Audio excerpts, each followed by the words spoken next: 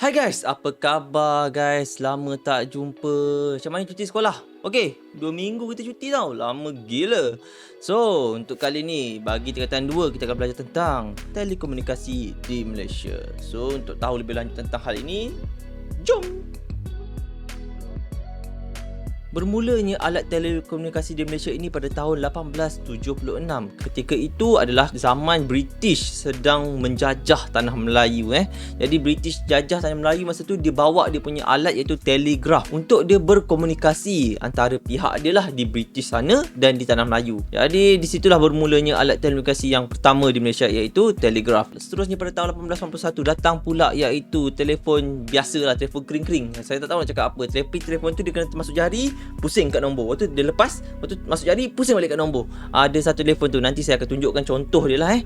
So telefon tu lebih senang untuk orang-orang British ni berkomunikasi dengan pihak-pihak dia. Telefon tu boleh bercakap. Bukan telefon tu boleh bercakap, maksudnya awak boleh bercakap melalui telefon tu. Kalau telegraf, awak tak boleh cakap, awak just tekan tak hantar macam bentuk SMS lah macam tu kan. Telefon ni memang banyak memudahkan lah perurusan antara diorang lah. Macam tu lah nak cakap kan. Tak lama lepas tu keluar pula mesin telex. T-E-L-E-K-S, telex. Mesin telex ni dia lebih kurang macam printer, lebih kurang lah. Jadi dia boleh berfungsi sebagai mengirim pesanan dalam bentuk teks. Tapi awak kena type sendirilah. Awak kena type, awak tekan send. So dia akan bentuk hantar ke bagi orang yang sana untuk dapat dalam bentuk teks lah. Seterusnya keluar pula mesin fax. Lagi mudah. Mesin fax ni dia macam mesin telex, cuma dia boleh scan. Awak letak apa yang awak, surat-surat yang awak nak scan, awak letak, awak tekan scan, dia lepas tu awak terus hantar je. Jadi dia boleh, orang yang di sana boleh terima lah apa yang awak nak hantar tu. Tak perlu nak type-type dah, susah-susah. Pada tahun 1980-an keluar pula telefon baru, iaitu telefon yang boleh, macam ni cakap, macam tingkap tu. Dia macam boleh buka tutup ataupun boleh selak buka, selak tutup. Mesti tak kena je ayat tu kan. Namanya adalah telefon bimbit. So inilah telefon yang mula-mula datang kat Malaysia. Dan memang kalau kata siapa ada telefon ni, dia lah memang orang kaya lah masa tu. Memang handphone ni memang bukan murah-murah lah, bukan calang-calang. Boleh kita tengok lah harga dia macam mana kan. Kita google boleh nampak je harga dia kan, zaman dulu punya telefon. Dan telefon bimbit adalah telefon pertama yang telefon tanpa menggunakan wayar. Masa tu memang dah hebat dah lah. Maksud dah ada telefon yang wireless. Sebelum ni semua pakai wayar. Public phone pakai wayar. Apa semua, telefax pakai wayar, mesin telex pakai wayar, telegram pakai wayar, semua pakai wayar.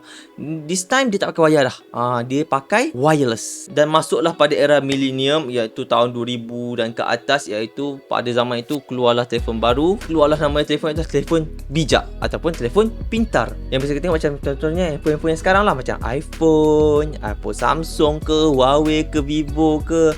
Persoalannya sekarang, sejauh mana kemajuan alat telekomunikasi di Malaysia ini? Pada tahun 1996 telah melancarkan satelit yang pertama, iaitu MESAT 1. Satelit ini digunakan untuk rancangan seperti rancangan radio, televisyen ataupun yang kita biasa dengar adalah Astro lah.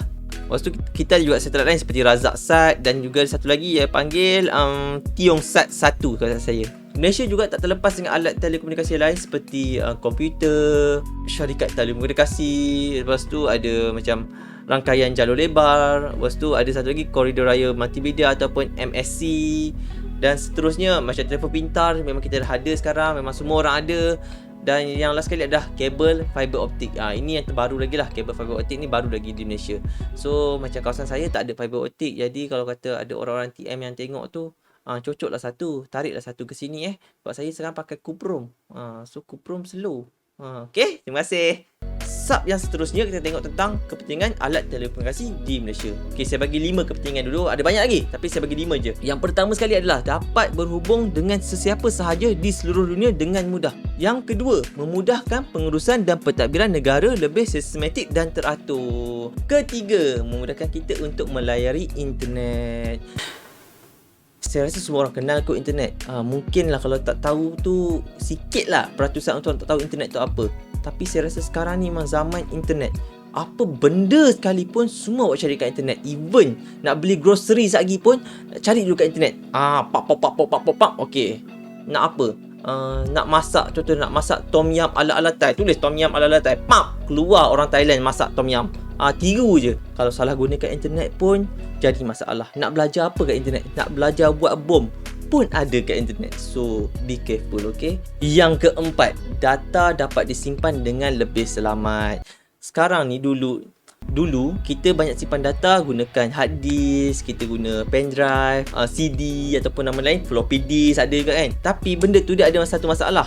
Dia ada kota dia dan dia ada jangka hayat dia. Contohlah floppy disk sekarang tak pakai dah. Susah dah nak untuk nak transfer semula. Sekarang orang dah beransur pada contohnya iCloud ataupun Google Drive, benda-benda yang simpan di awan. Bukan maksudnya di awan lah, sebab simpan kat internet. Internet tu di mana?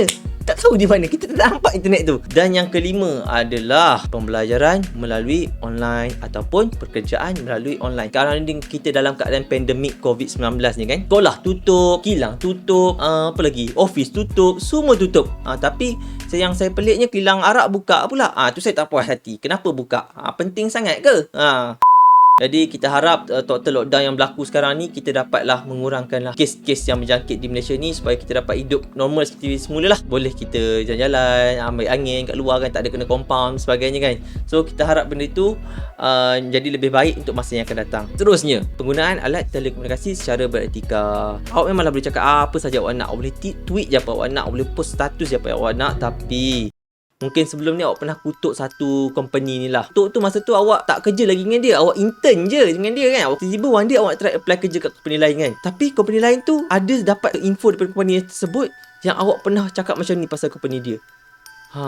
Jadi awak pun jadi susah hidup awak. Jadi macam mana awak nak buat adalah awak kerja dulu, lepas tu awak kutuk. Tak ada tu okey kot.